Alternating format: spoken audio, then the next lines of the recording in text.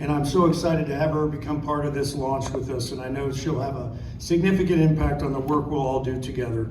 Let me please welcome to the podium President of Hamilton County Commission, Alicia Reese. Thank you very much. I want to thank Martin Luther King III Foundation and Legacy Plus. But I want to take one step back and offer our condolence to the loss of Dexter King, and we just wanted to share our prayers with you and your family. I also want to acknowledge my colleague, County Commissioner Stephanie Summer Dumas, who is here, and also Vice Mayor Kearney just walked in. Phil and the Reds has always been about service and partnership. And I want to just say that we are all beneficiaries of Dr. Martin Luther King Jr. I had the honor to be with Martin III and his family and speak at the 50th anniversary of the March on Washington. And one of the things I said, it's time to make the dream real. And this is how we make it real with the future generations who will be able to help with service, which is what Dr. King was about. Dr. King was a man of action. And so this will allow us to take action as we celebrate 100 years of his life. I'm excited about it, happy to be a part of it. And just to give you a little taste of Dr. King, the fact that the county owns these two stadiums. So we're happy to be a part of that. And then to have 3 women at the county commission, 2 African Americans. That's Dr. King. We couldn't do this. I see that Vice President Denise Driehaus is here from the County Commission as well. So we're ready to roll up our sleeves and to continue to make the dream real. Dr. King's movement is still alive, it's still necessary, and there still continues to be work to be done. Before you guys leave, I want you to go on the exit. We do have a Martin Luther King exit, highway exit, and we worked together when I was at the state, and it's still the only new highway exit in the state of Ohio, and I wanted to make sure it was named after him. It helps save lives, connect people to the hospitals quicker, and also has had a whole technology park that we've been able to assemble. And then lastly, on your way out, please, I'm going to encourage you to stop by the Cincinnati Black Music Walk of Fame. A lot of your friends are commemorated right here down from our Red Stadium. So thank you, Cincinnati Reds. We're ready to roll up our sleeves, partner, and make sure that Dr. King's dream continues to live through future generations. God bless you. Thank you, Alicia. And it should be noted that the Kings will be back this summer for another official rollout, and we're going to be blessed to hear their daughter sing a national anthem at a game. I wanted to have Craig have the privilege of introducing the Kings to you. We've been blessed to spend really the day with the Kings. We had our whole front office gather around lunch. We brought some community leaders in for a session, as well as our ownership group. So we've been really blessed to spend the day with the Kings. So thank you so much for taking the time. But I really want to give Craig credit. My brother Bob introduced me to Craig Kilberger, who is the co-founder of Legacy Plus. And we decided to have a breakfast with no agenda, just to get to know you. And it didn't take me long before we got into this conversation about the work he was doing with the Kings. And I said, this is a no-brainer. And we talked about getting the league involved and engaged, which we intend to do. But I said, look, the easiest and best way to do that is let us step up and be the first team to engage with the movement. And that's what we're doing here today. So without further ado, and to introduce the Kings, co-founder of Legacy Plus, Craig Kilberger. Firstly, thank you very much for coming out. Thank you for welcoming us to your beautiful region here. I want to say thank you to Phil, to Bob for the leadership that the Reds are providing. In just a moment, we're going to hear inspiration from the Kings. I'm going to give you a little bit of the logistics of what's taking place. So we are honored and excited for realizing the dream to partner with the Reds on an initiative for 100 million hours of service, as you heard, by January 29. So what that looks like, that's the 100th anniversary of the birth of Dr. King. What is 100 million hours of service in practical terms? It is equal, when you look at how the US government values an hour of service, that's equal to $2.9 billion in social value, supporting any and every cause that is welcome. Tangibly, for our friends of the press, thank you so much for coming out. What do we hope you'll share?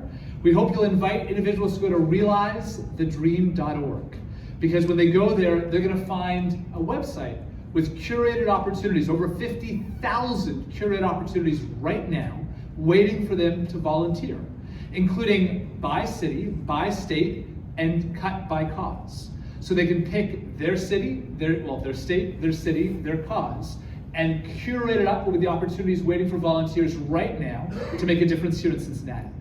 We'll be pulsing throughout the next 5 years a variety of causes and putting together full kits that are free for teachers, for leaders in the nonprofit community, for corporates, that will be pulsing causes such as supporting veterans, looking at mental health, working on issues like homelessness and sustainable housing, tackling a whole variety of issues. In fact, every cause is welcome on the platform to get involved in service.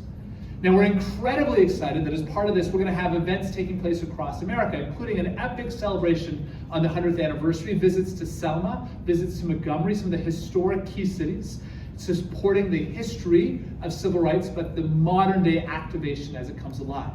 There's also a series of books and a podcast series that the Kings are involved with to help amplify and celebrate this message. So what's the call to action here with the Reds? Well, it's incredibly exciting. They are not only gathering the local community here, in fact, earlier today, they very kindly convened nonprofit, for-profit, and municipal levels of government to learn more about this. So they're convening the community. They're amplifying it out, not only those beautiful billboards you're seeing out there, but they're amplifying it out. They've committed to continue to amplify out this call to action. And we'll be working with them to reward volunteers. So people who love the Reds, great way to continue to be connected to the team through the service that they do. So we're going to be convening with them, we're going to be amplifying, and we're going to be celebrating. Now, we had a soft launch that took place just last month. The NFL made a commitment, and those of you who are NFL fans might have seen that on the MLK weekend, they kicked off. We had 180 million people tune in and watch the PSAs that ran on ABC, CBS, and ESPN. Now, the minute that the NFL got involved, I love that Phil said, wait, hold on, we're going to champion this in the MLB. We want to be the first to make this championing take place. So this is the first team in the league to put up their hand and to say they want this to happen. And we're grateful, very grateful, for the Reds for their leadership. So on that note, it's my privilege and pleasure to introduce two extraordinary individuals. So I'm going to start with Andrea Waters King, because even before marrying, of course, Martin Luther King III, she was an extraordinary advocate in her own right when it comes to the civil rights movement, working with groups like the Center for Democratic Renewal, working with legends like C.T. Vivian. She helped to convene and work on bringing the faith community to the table to move forth the issue of civil rights in America, including creating one of the groups that helped to monitor the KKK and other organizations in America that so often we think are part of the history textbooks, but in fact are still very much sadly part of our modern day reality. She helped to lead efforts in the local community driving forth this mobilization, not only in Georgia, but across America. She's known, of course, as the First Lady of the Civil Rights Movement, not only for her historic commitment, but of course also marrying Martin Luther King III, the eldest son of Dr. Martin Luther King Jr. and Coretta Scott King. He is a peace advocate who has been at the forefront of resolving conflicts in multiple regions around the world, supported quite literally every president since, my gosh, I'm not even sure since which, as an advisor in supporting conversations to create a more inclusive, equitable, and forward-leaning America. He is someone who has dedicated his entire life to support the causes and to literally realize the dream. Andrea Waters King and Martin Luther King III have given their entire life to service. And they, of course, are co-founding Realizing the Dream. It is their vision, their energy, along with their team and community to make this come alive. I'm going to ask, I know press conferences we often don't applaud, but I'm going to ask for a little bit of an exception in this case. Could we perhaps give a big round of applause to the Kings?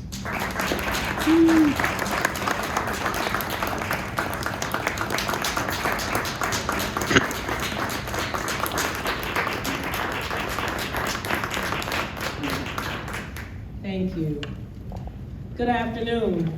Good afternoon. My, what a beautiful, sunny, robust day that we've had here in Cincinnati. This is not our first time here. We actually were blessed to be here a few weeks ago when we were having initial conversations about Cincinnati and Cincinnati Reds joining us in this initiative. So it's really wonderful to be back here as we officially announce that the Cincinnati Reds are the first Major League Baseball team to stand with us to realize the dream of Martin Luther King Jr.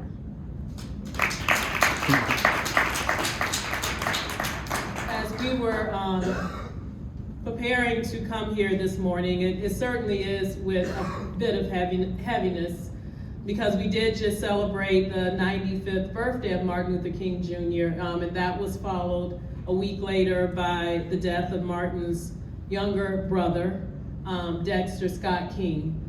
But we know that this work is now needed more than ever.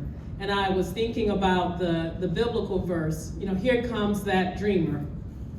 Come, let's slay him, and then we shall see what will become of his dream. We know that these past few years have really shaken the core and the fabric of America and who we are as a nation. And what we believe is that it's really incumbent upon each one of us to do our part in realizing the dream. Peace and justice and equity really are like eternal flames, and each generation must do its part in continuing to feed those flames of peace and justice and equity. We were just looking at a speech that Martin's mother did shortly after his death. And in that, she talked about the fact that Martin Luther King Jr. was not merely a dreamer. He saw what was wrong, and he was a doer. And that's what we are igniting within this movement. We are igniting a generation of doers to come together and to stand together and to really create that table of brotherhood and sisterhood once and for all, as we all come together and say collectively thank you to Martin Luther King Jr. on his 100th birthday in 2029. And what a glorious day that will be, when we really will be able to stand at the Lincoln Memorial and look out, think about the 100 million hours of service that happen all across this nation. We will look out and see Black children and white children and Latino children and straight children and Asian children all standing together, the very fabric of America standing literally as sisters and brothers. And what we also believe is that day will not be an ending, but a beginning of a new way of being. And so again, we thank Cincinnati, we thank the Reds for being at the forefront of once and for all making sure that the dream does become a reality.